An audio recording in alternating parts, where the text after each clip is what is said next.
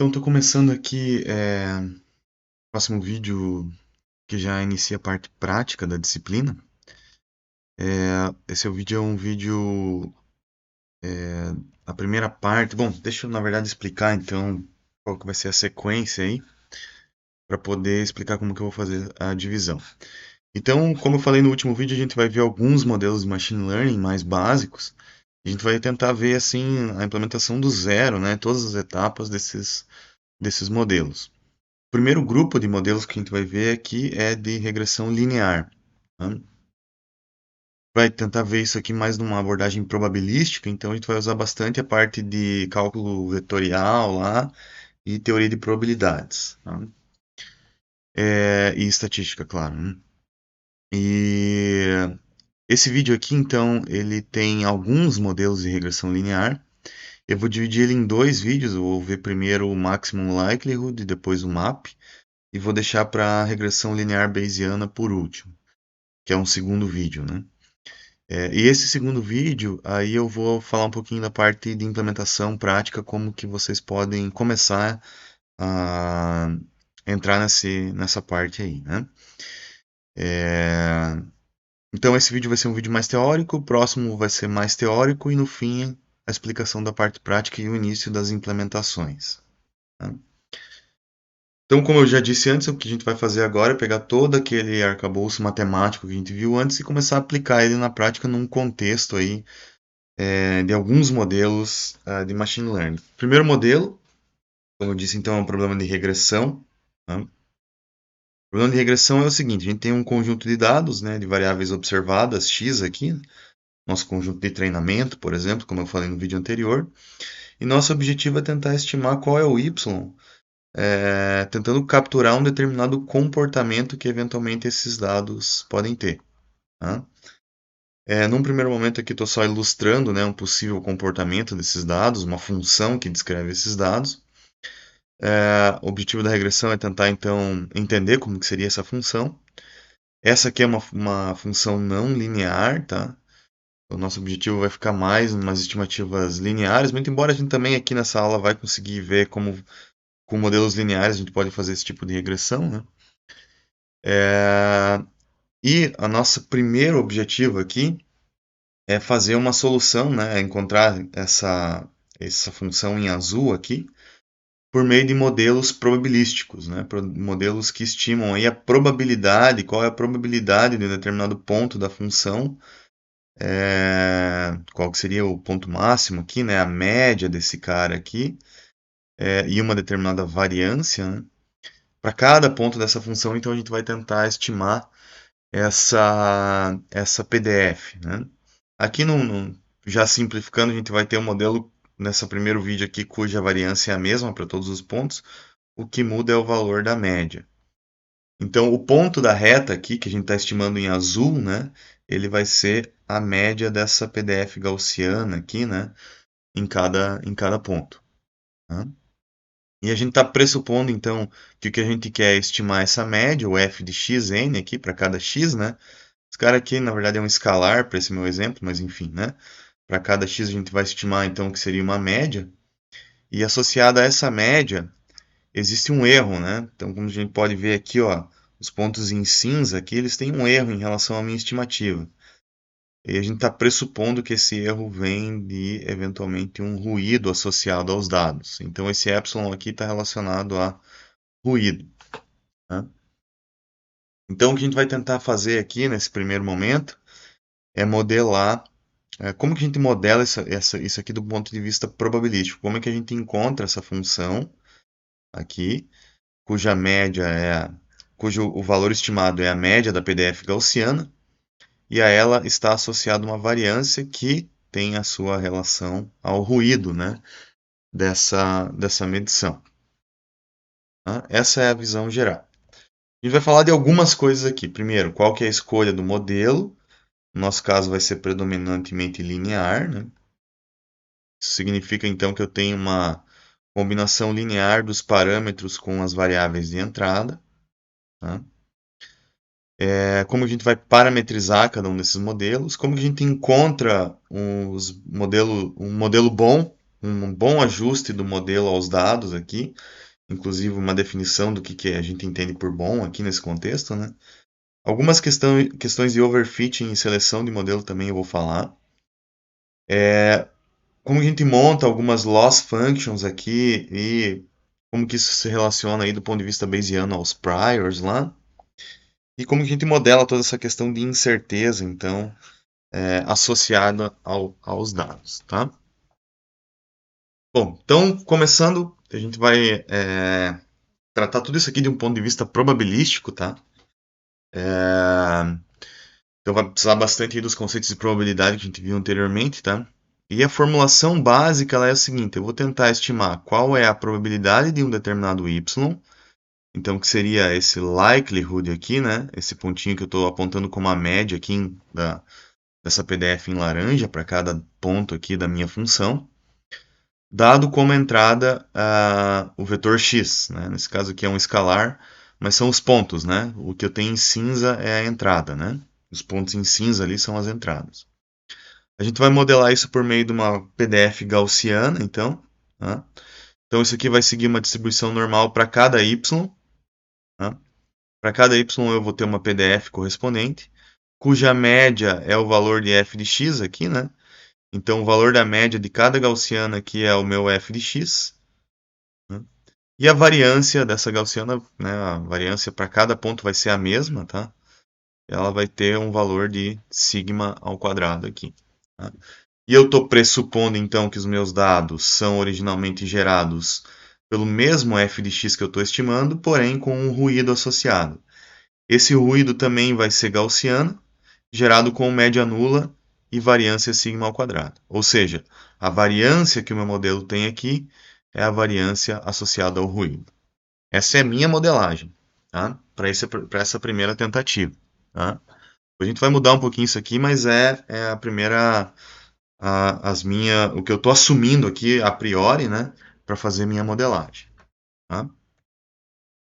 Um outro detalhe, então, é que como eu estou pressupondo modelos lineares no primeiro momento, né, então o que eu vou ter aqui para o meu f de x, né, f de x vai ser o x transposto vezes o θ. Tá?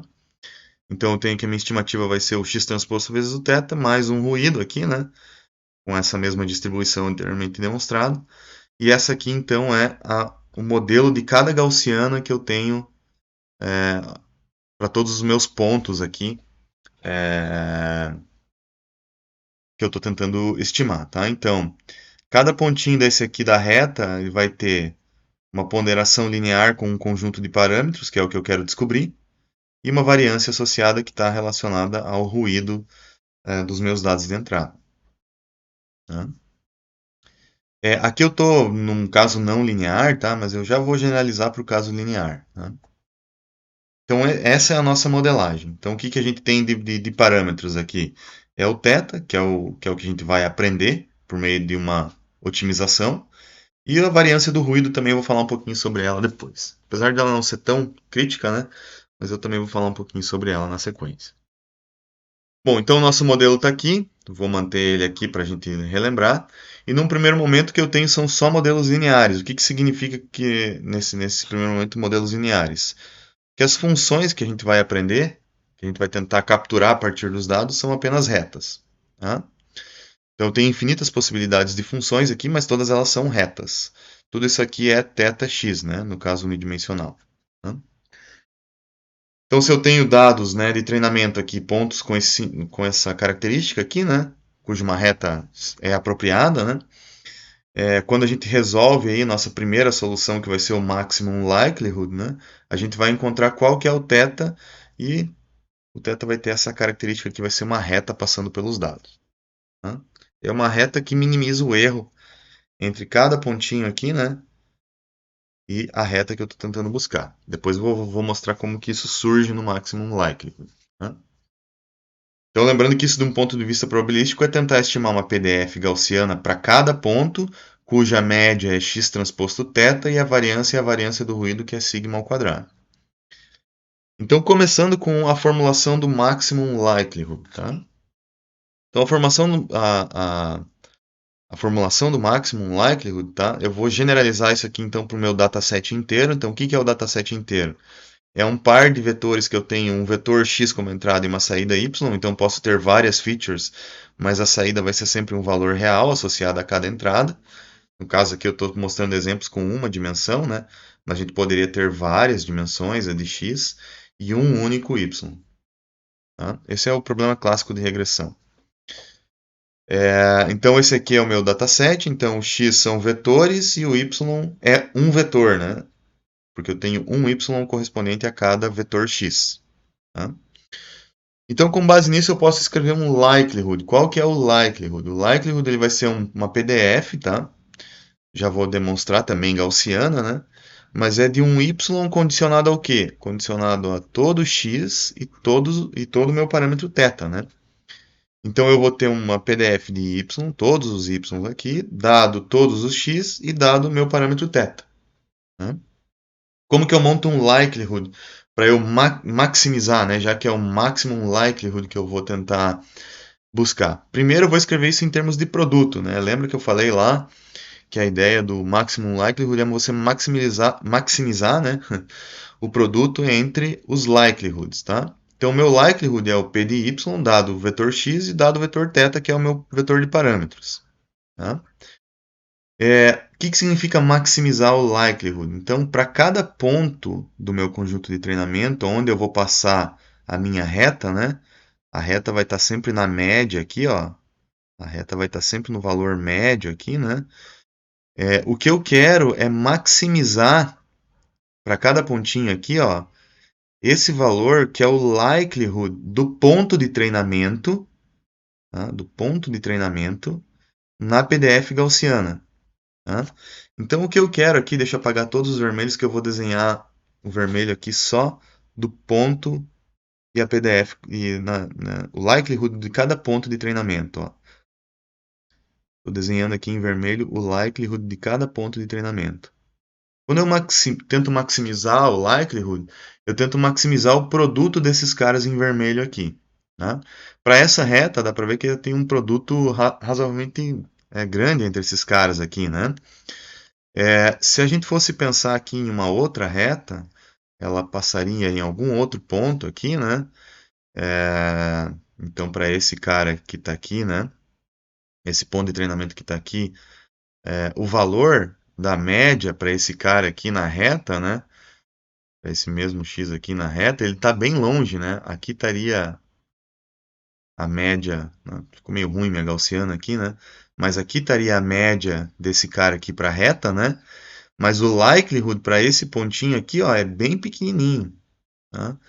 Isso significa que das infinitas retas que eu posso ter aqui, pense que cada reta é um θ, né?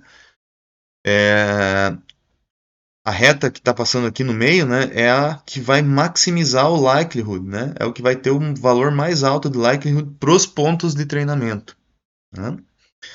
Então, quando eu maximizo esse produto aqui, eu estou tentando passar a reta aqui que fornece, cuja média, né, que é o valor de estimativa da reta, é o mais próximo possível dos likelihoods dos pontos de treinamento.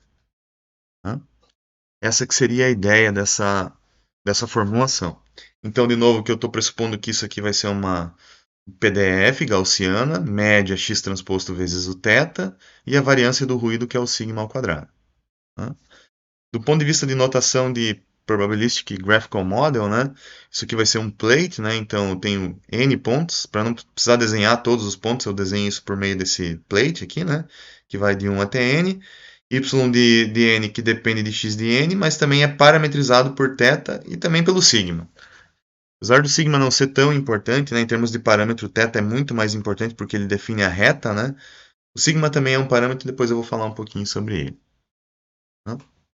Então, esse é o meu problema, e o que eu quero maximizar, então, é o produto desses caras aqui. Eu quero maximizar o likelihood, eu quero encontrar o θ que maximiza aquele produto. Aquele produtório que é esse cara que está aqui, né? Não vou escrever todo ele aqui, né? Então, eu vou, do ponto de vista de otimização, um argmax aqui, né? Ou max, como eu estava usando nas aulas de otimização, do θ, do likelihood, que é esse cara aqui. né? Eu vou chamar ele de like aqui, né? L-I-K, por exemplo, né? Então esse aqui é o meu problema de otimização. Tá? Como que eu posso melhorar um pouquinho esse problema de otimização para resolver ele? Bom, então primeira coisa eu vou reescrever ele aqui, ó. Tá? Posso escrever ele como esse produto aqui, que é igual a esse cara que está aqui. Então começando do zero aqui, né? Então estou escrevendo um argmax aqui do likelihood em relação ao θ. Tá? O likelihood a gente já falou que ele pode ser escrito como um log, né? Que é melhor ter um log aqui para tirar justamente o produto e transformar ele numa soma.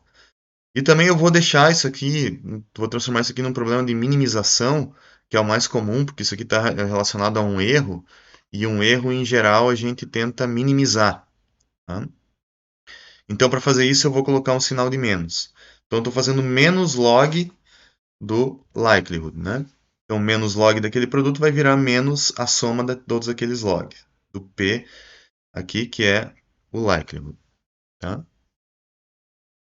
Então, esse cara aqui, se a gente está pressupondo que esse cara aqui é uma gaussiana, né?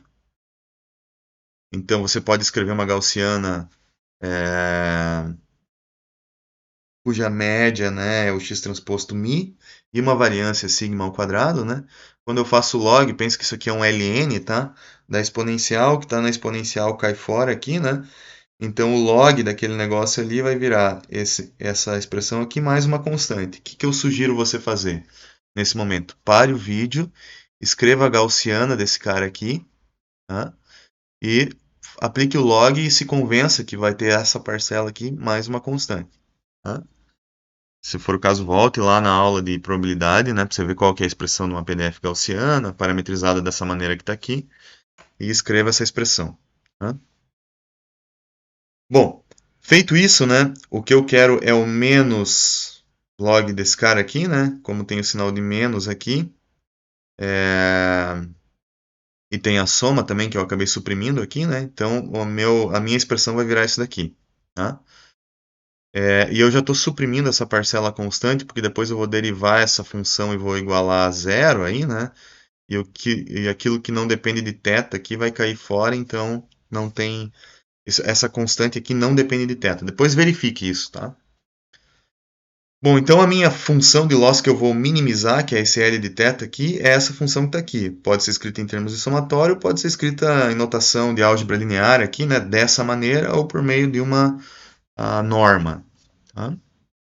Então o que eu quero agora é minimizar esse cara aí. Para eu minimizar esse cara aí, poderia usar decido ingrediente, várias alternativas aí, né, que a gente viu na aula de otimização, porém, essa derivada é uma derivada que existe analiticamente. Tá?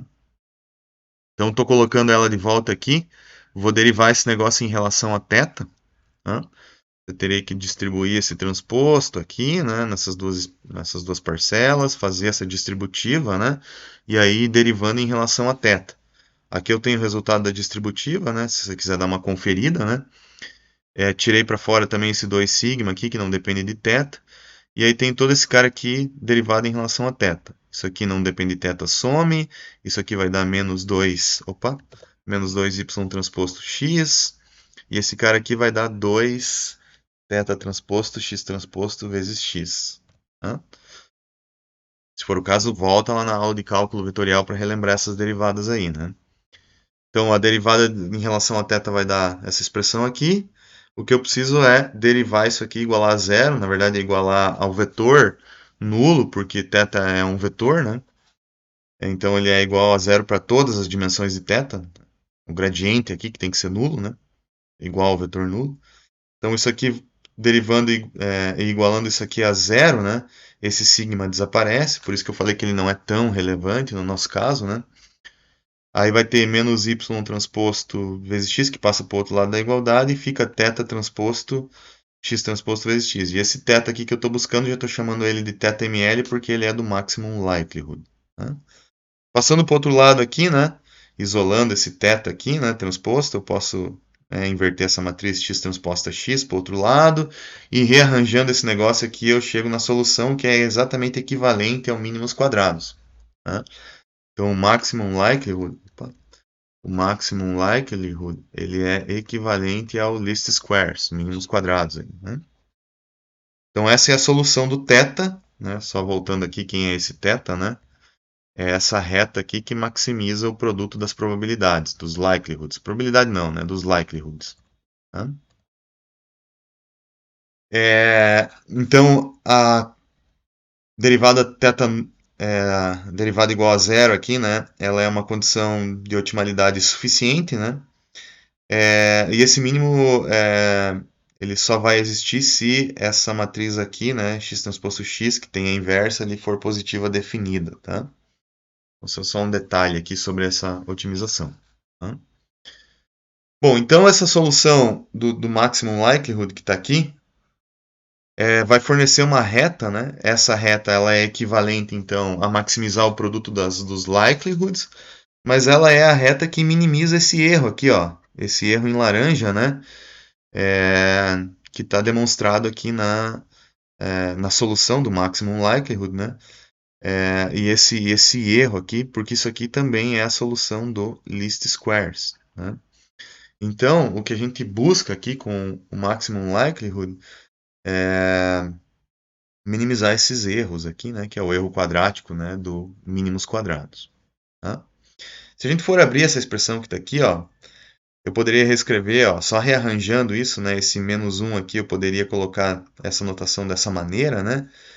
E aí, se eu fosse multiplicar qualquer vetor x, né? Poderia ser o meu próprio conjunto de teste aqui pelo θml, pegando esse θml que está aqui, substituindo ele aqui, eu teria essa expressão, que rearranjada ficaria dessa forma que está aqui.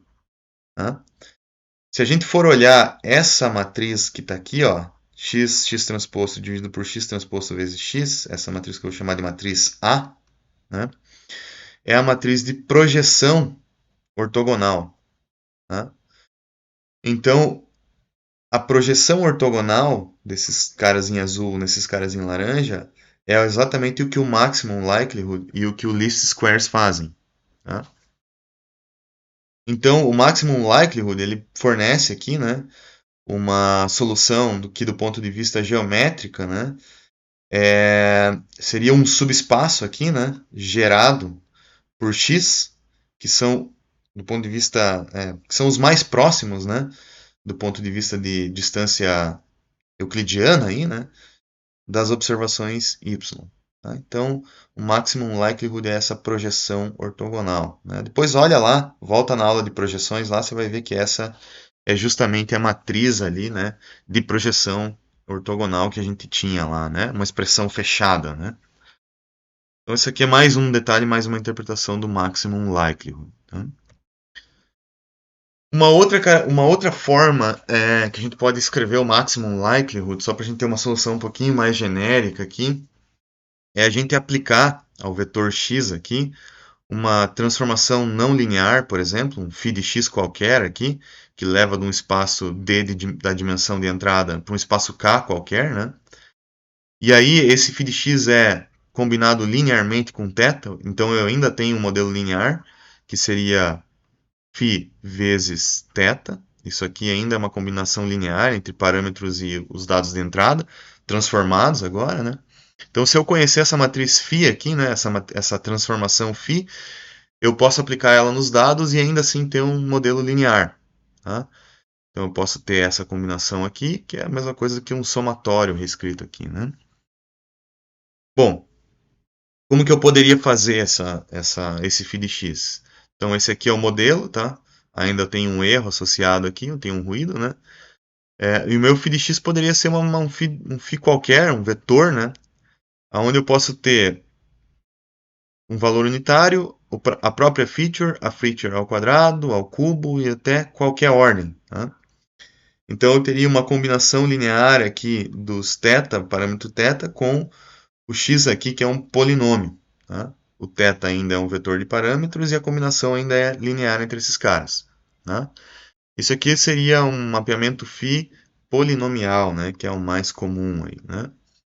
Onde eu tenho um polinômio aqui que transforma as features originais, que é o x, em um polinômio. Né?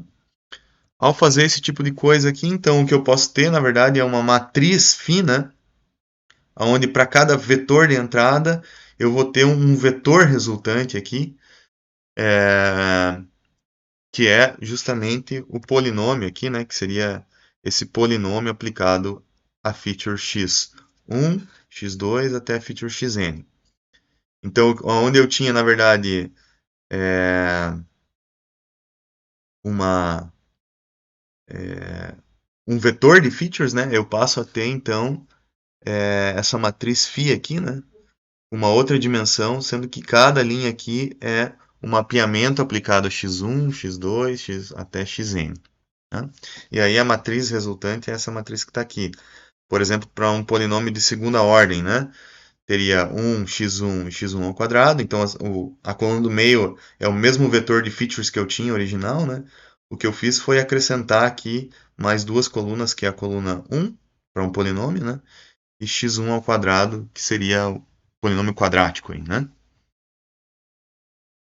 Do ponto de vista do maximum likelihood, simplesmente eu estou substituindo onde eu tinha x por φ. Né? Onde eu tinha a matriz x, agora eu vou ter a matriz φ.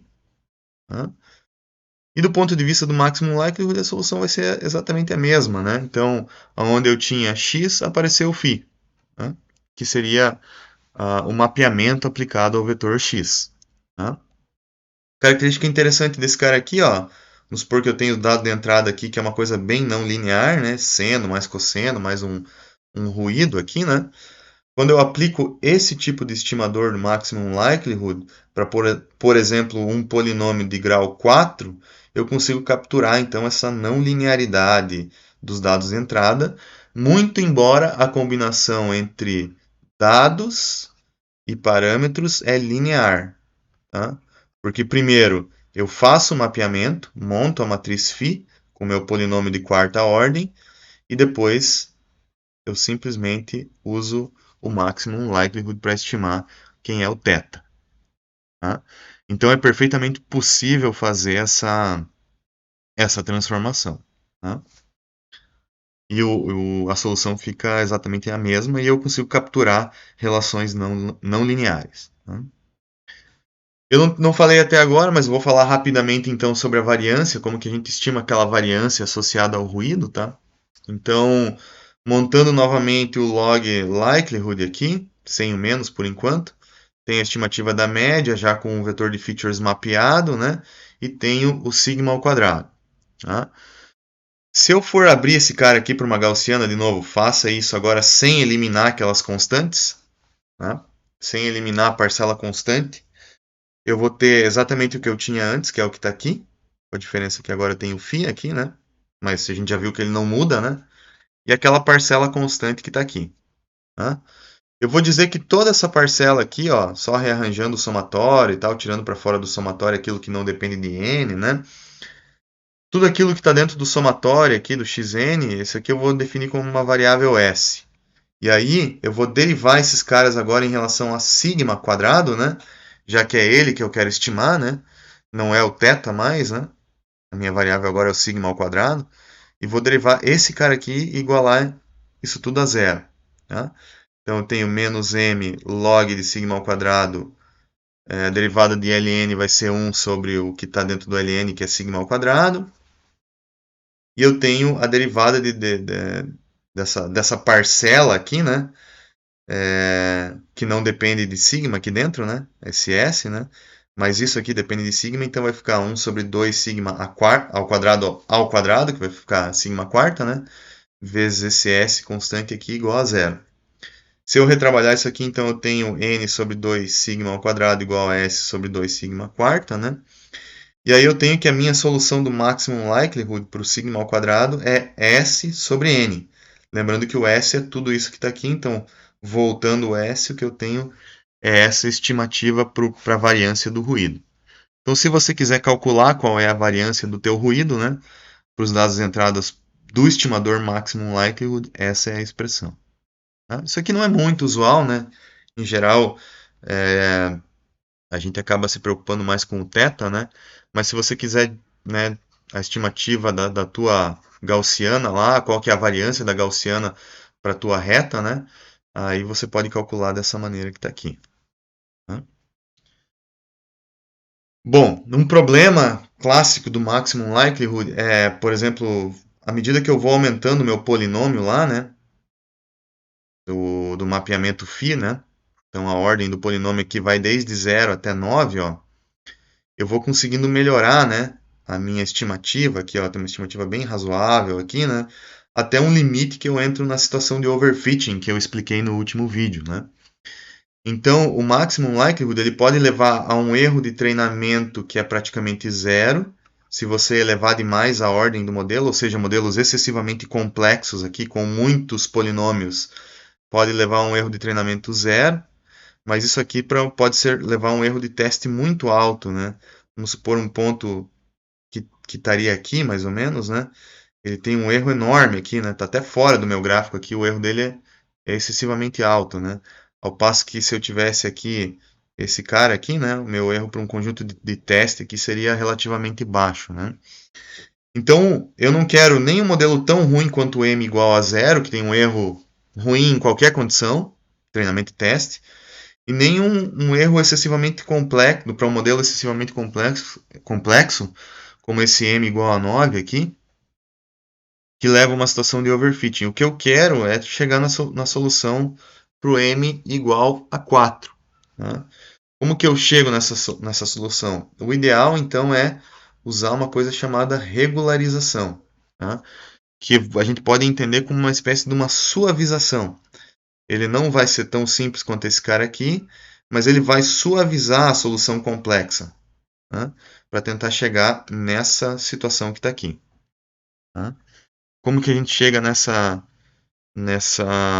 definição? Bom, para isso, o que a gente precisa é tentar capturar um erro, né? Ou uma espécie de um monitoramento aqui do meu erro de teste. Tá? O que acontece com o erro de teste à medida que eu aumento o grau do meu polinômio? O de treinamento a gente já viu que diminui, chega até zero ali para o polinômio de grau 9, né? Mas o erro de teste ele vai explodir à medida que eu aumento esse grau do polinômio. Então, a minha regularização ela tem que falar o seguinte, ó, eu não quero subir tanto a ordem do meu polinômio, eu quero chegar numa ordem mais ou menos razoável aqui, onde o meu erro de treinamento é baixo e o meu erro de teste é baixo. Aqui estou usando como erro a medida root mean squared error, né, que seria uma medida normalizada aí, raiz quadrada do MSE, né, que do ponto de vista aqui de formulação é isso que está aqui só para, né, vocês já ficarem com essa informação. Tá? Mas então o que eu quero é chegar nesse compromisso aqui entre treinamento e teste. Então a regularização ela atua exatamente nesse ponto, para levar a nossa solução para esse ponto de operação, digamos assim, né, dos modelos. Bom, para isso então eu vou começar escrevendo aqui a estimativa Bayesiana para os parâmetros, porque depois a gente vai generalizar ela no próximo vídeo, então já vou partir dessa solução que está aqui. Por que eu estou escrevendo a estimativa Bayesiana dessa forma? Tá? Bom, primeiro porque a gente tinha o maximum likelihood, tá? Que era esse cara que está aqui, foi o que a gente fez até agora. A gente vai ponderar esse cara por um prior em relação aos parâmetros. É aqui que vai entrar a regularização e depois eu vou mostrar o porquê. Tá? Então a gente vai regularizar a nossa solução colocando esse prior aqui, tá? E combinando o maximum likelihood que está aqui com esse prior, então isso aqui, se a gente for olhar do ponto de vista do teorema de Bayes, né? A gente colocando esse denominador aqui, a gente vai ter uma estimativa a posteriori ali, né? Então a gente pode montar a equação de Bayes dessa forma que está aqui.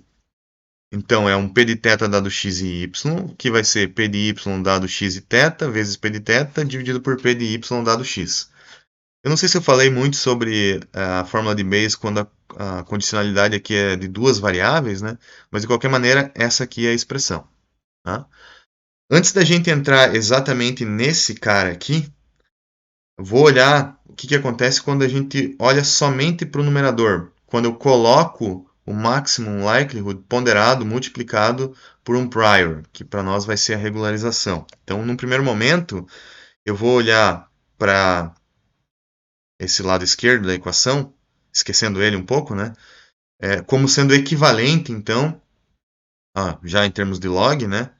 Ao log do numerador, que é o log do produto que vira a soma dos logs, do maximum likelihood e do prior, que é regularização para nós. Isso aqui, se fosse considerar o denominador, teria mais uma constante, mas, enfim, como a gente não vai olhar muito para o lado esquerdo da equação agora, a gente está mais preocupado com essa parcela aqui, eu não vou me esquentar muito com essa parte constante que está relacionada ao denominador, tá? Então, o que eu vou fazer eu vou estimar qual é o θ que minimiza isso tudo que está aqui, tá? Que minimiza, na verdade, ele seria a maximização desse log, né?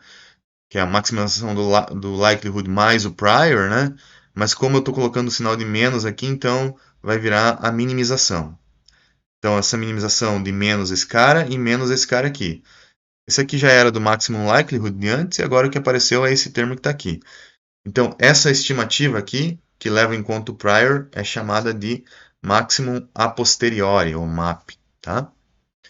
Ela não é ainda o lado esquerdo completamente, tá? Mas ela é uma boa parcela aqui do estimador bayesiano, que a gente vai falar no próximo vídeo, mas é só olhando para o numerador, tá?